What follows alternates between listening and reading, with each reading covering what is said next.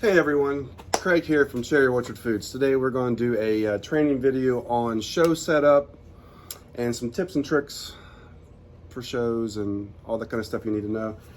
John's here, so he's going to come on and give us a little training, some knowledge that he's had all these years. So John, why don't you come on out? Everyone, John. Hey gang, how's everybody doing today? Couple things I want to go over. We get a lot of questions from you, the distributors, and especially new distributors, wanting to know, different tips for setting up for shows, the best way to set up, the way to sample dips, the way to keep them cold, just all the things that go along with that. The big thing that you've got to remember first and most about doing shows with samples is your samples need to be cold and they need to be sanitary. If they're not cold and sanitary, you're shooting yourself in the foot. You're not going to do very much business at all. So, and then I want to talk a little bit about the shows themselves. The tendency, especially for new distributors, and I was kind of guilty of this years and years ago myself, is to do these church bazaars and school shows and different things where the booth fee was only maybe $25 or $30. And that's good maybe to get your feet wet in the business, but the problem with that is it takes the same amount of work mixing up all your samples, setting up to do a show like that, and you do maybe $200 or $300 in sales. Not bad for a few hours, but it's not really the best use of your time. You need to go for the more popular shows, the ones that have a lot of foot traffic. It might cost you $150, $200 for a booth space. But the thing of it is, you can probably do $1,500 or $2,000 worth of sales or more. We've got distributors that go set up, a big elaborate setup at a big show and do $3,000 to $5,000. So the money's there. You just have to find the right shows and be willing to put out a little bit of money and effort to do those shows. You need to try to sample as many dips as possible. There again, a lot of people are hesitant to have a big inventory and to mix up a lot of samples. The thing of it is, the more that you have, especially if you're doing tiered pricing, which I really highly recommend. For us, we've always done, and times have changed, of course, so we would probably, the next show we do, we'll probably raise our prices. But we've always done $4 a dip mix, and then 3 for 10, 7 for 20. Well, would you rather sell a $4 dip or sell $20 worth of dips? The thing of it is, if you have a lot of different samples for people to try, they'll try one, they'll find one they like, and then they'll try another one, then they'll get another one. And the next thing you know, they say, well, I might as well get 7. I like all these. So the more that you're sampling, the more your sales are going to be. Next thing real quick, add-on sales, slushies, rubs, beer breads, those are all great add-on sales. But if you're on a tight budget getting started in this business, you need to really concentrate on dips and desserts. Dips and desserts. Possibly a couple of your bread dipping oil mixes. That's the bread and butter. That's what most people are going to buy. That's where the majority of your sales are going to come from. It's not going to come from a slushy mix or a rub or a chili mix or a beer bread mix. You'll sell a few of those, and like I say, as you grow your business, those are great add-on sales for you.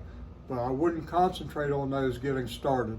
And I will interject, something that's kind of cool to me would be the ready-to-eat snacks that we have, like the seasoned pretzels and the seasoned peanuts that we just released. That's something people can see on your table. You can even choose to sample them, is even better. They can try a couple of them, but then they can pick those up, buy them, and open them up right there and walk around the show and eat them. That's a real good point. We didn't have those when I first started the business, so we didn't have anything that people could physically eat at the show, other than our samples. But so let's get started with the actual setup. I'm gonna have Craig kind of pan down. One of the first things I want to stress to everybody is to try to get your display up to counter height. A lot of people make the mistake, I think it's a mistake, of just setting up their table and putting their samples on it. down at table height, number one, it's not comfortable for the customer. They have to bend over to sample. Number two, little hands get up on the table, Yes, they do. which is not a good thing, especially when it comes to the sanitation. So you really need to get your table up to counter height, keeps the little hands off the table, and makes it real comfortable for the customer. They can sample and shop without bending over. So that's really key. What I've always done, and he's going to kind of pan down for you, I use 1-inch PVC pipe to make leg extensions for the table. And you can make them however high you want. I've got this to where it brings it up to what I call counter height, which is about 36 to 38 inches. I think this is 38. Just, you know, a real comfortable level that's good for the customer. And like I say, it keeps the little hands off the table.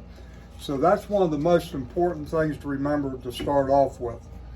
The next thing I do, and we've had a lot of questions about this from pictures on our website and Facebook page, is I do a 2-tier system. That way you maximize your table space. Instead of just having one row of samples across your table, I can have 2 rows of samples across the table. So I can easily have 20 or more samples on an 8-foot table, which is what you want to strive to do. So the first thing I do is, and this is just my suggestion, it doesn't have to be exactly this way. I took some 4x4 wooden blocks and I put those at the back of the table, and that gives you your build up for your second row. On top of those wooden blocks, you're going to need about a 12-inch wooden shelf to go on the wooden blocks. Oh, No, here you go. and then this is kind of makeshift. I don't usually use something like this, but it's the only thing I can find right now. I cover that shelf with some kind of fabric just to make it so you don't see the wooden shelf. Makes it a little more attractive. And then I've made, hope you can see these okay, they're real simple. Just 3 pieces of 1x pine board to make a tray. That tray goes at the back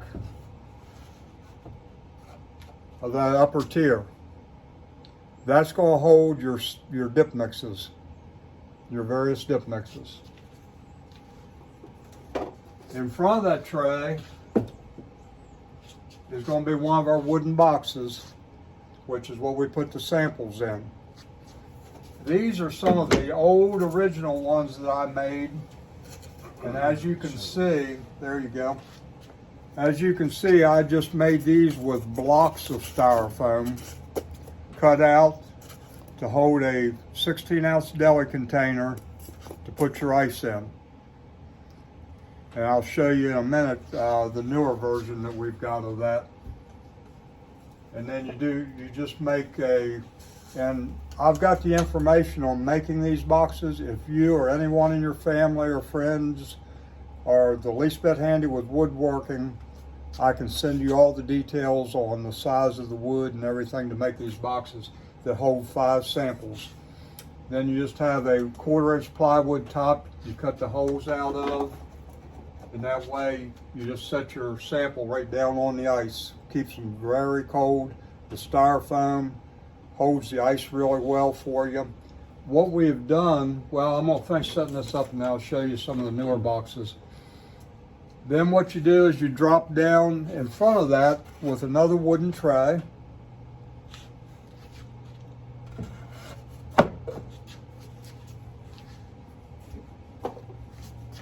And then you come in front of that with another box. So there's your 2 tiers. So right there in just this little space, which is roughly about 30 inches, you've got 10 dip mixes. And like I say, in an 8-foot space, you can do 20 or more dip mixes, which is going to really increase your business. And that leaves a little bit of room here in the front, and we'll show you what we do here. These are our newer boxes. Let me get these. We're gonna have Craig kind of pan over here. Instead of blocks of styrofoam, what I did when I made these boxes is I bought sheets, 2-inch thick sheets of what they call construction foam. You can buy these at Home Depot, Lowe's, any of your home improvement stores.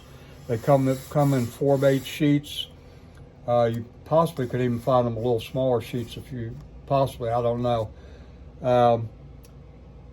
You build the box, you put 3/4 inch styrofoam in the bottom, and then you do 2 layers of 2-inch construction foam, and that's the exact height of the box. Yeah, he's panning in really well there for you. This particular display that I made, I actually drilled holes in the bottom of the 16-ounce container, and I've got a trough in the bottom of the box where the ice, as the ice melts, it runs out into a bucket down underneath, which makes it even better. But you don't have to be that elaborate about it. I just wanted to show you the construction foam, because this is much more dense foam and it keeps the ice much better. This will really hold ice for you all day long, which is key to your business. So any questions you have on things like that, just email us or text us, whatever, however you want to contact us, or message us through our Facebook page, the distributor page, and we'll be glad to get more information about the boxes, how to make them, all those type of questions for you. So now we got it set up. The next thing I want to kind of cover is the pretzel containers. I've seen pictures of a lot of our distributors on Facebook, what they've been doing, and I'm assuming it's probably because of the COVID thing. A lot of people are taking pretzels and putting them in bags and having them like in a basket. That's really overkill. I understand what you're trying to accomplish to where people aren't handling the pretzels, but if you'll buy shaker containers like this, and you can pick these up at real inexpensive at Walmart or Target, any store like that. The top screws off, fill it up with stick pretzels. People can pop the top and they just shake their pretzels right out into their hand. They're not touching the pretzels, and it seals right back up. So that's a really great way. And what we do is we set these right in front of the dips there. That way they're real handy, and you might want to have like four or five bottles of them across the 8 or 10 foot table. Now on the samples themselves.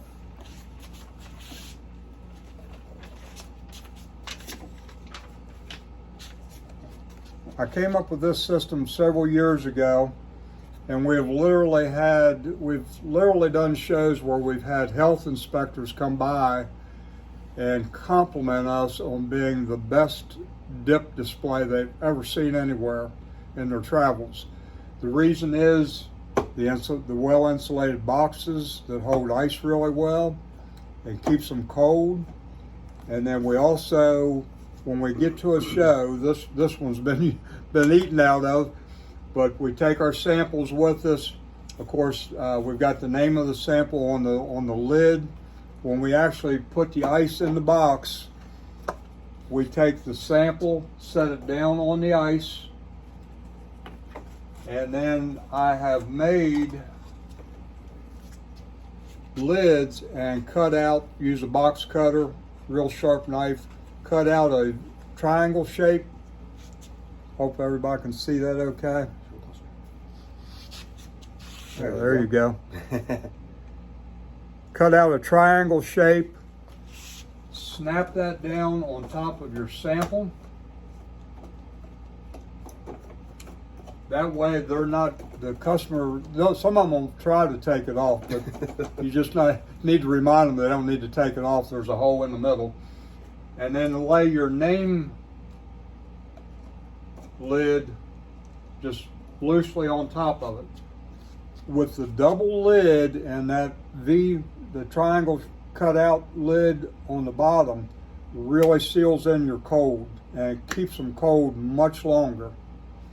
All they have to do is lift the top lid, stick their pretzel down in the center, doesn't make a mess, because for the ones of you that have done it without this second lid, you know that when they dip a pretzel in it, the first thing you do is rake it across the side of the container, and it just makes a mess.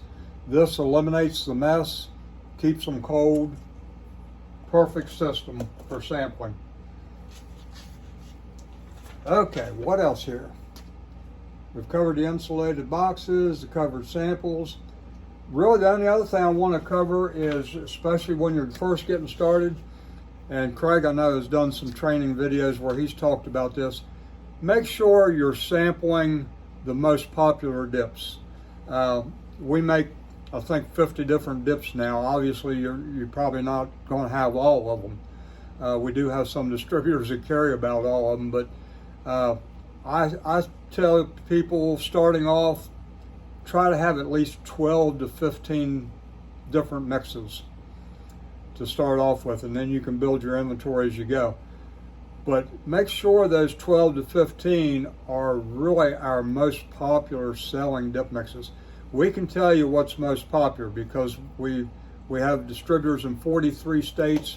We track all that. We know what sells. They all sell. They're all good, or we wouldn't make them. But you want to start off with having the very best. Don't make the mistake, which a lot of distributors do when they first get started, is they pick out ones that they like. And a good example we run into a lot is, say a person doesn't like spicy dip mixes. Therefore, they don't order any spicy dip mixes. They just order mild ones, the ones that they like. That's a huge mistake, because spicy dip mixes are very much in demand out in the customer base. They're looking for spicy dip mixes. So make sure you have a good variety. Make sure you have our best-selling dip mixes when you get started. That'll give you more sales. It's going to make it better for you, because the more money you put in your pocket, the more excited you're going to be, and the more you're going to grow your business. Let me ask you a question. Okay. If you were sampling 16 different flavors at a show, what would be the ratio to spicy, non-spicy dips? Out of 16, I would probably be doing somewhere in the neighborhood about 11 to 5, 10 to 6, okay, something like that. Non-spicy to spicy. Okay. Your non-spicy is going to be your generally best-selling, but you've got to have some really good spicy ones for your spicy lovers. And that helps the sales of, like you said, like 7 for 20 or whatever numbers you absolutely. Use. If you have a husband and wife team and maybe she doesn't like spicy and she's got a few picked out and she's like, well, I don't know if we really need 7. He's like, well, I want the Buffalo Ranch. I want the habanero. Yep. Then that can just pad your sales right there. It sure does. Really good point. Really good point. That definitely increases your sales. So anyway, that's about all we've got for today. I hope that is helpful to you. And like I say, please communicate with us. Email us, message us, whatever it takes to get in touch with us. We can give you the dimensions on the boxes, how to make them, all the materials needed, and any other questions you have on the lids with the cutout, and especially the best-selling dip mixes. We can give you that information real easy through email and let you know what the top sellers are. So I hope that helps. Y'all have a very successful business. Keep in touch with us. Let us know how we can help you. Well, thank you, John. All right, guys. Thank you so much for watching this training video. Again, we're always available to you. Don't hesitate to ask questions. Reach out to us. We prefer to communicate as far as email. You can text us. You can Facebook message us, or I'm sure we'll have this on a post. You can make a comment on the post, and we can answer you there. But if you need to call us, we're also available on the phone. So let us know. We can, we're available to you. Yes. Got one more thing? One last quick thing that I kind of overlooked talking about the sample. I talked about the 2-lid system, which I highly recommend because it really keeps them ice cold and doesn't cause a mess. But if for some reason you don't want to do that, please, please, please do not set up at a show like this with the samples uncovered totally. I've seen it happen. It's a huge mistake. People are going to just look at your display and walk right on by. They will not sample something that's open like that not knowing the dust, the bugs, or anything else that's dropped into it. So please don't do that. At the very least, have one lid on it, and better yet, have the second lid that keeps it ice cold and keeps it from making a mess. Great point. All right, guys. Thank you. Like I said, reach out to us if you have any questions or comments. And until next time, everyone take it easy and be good. Be well.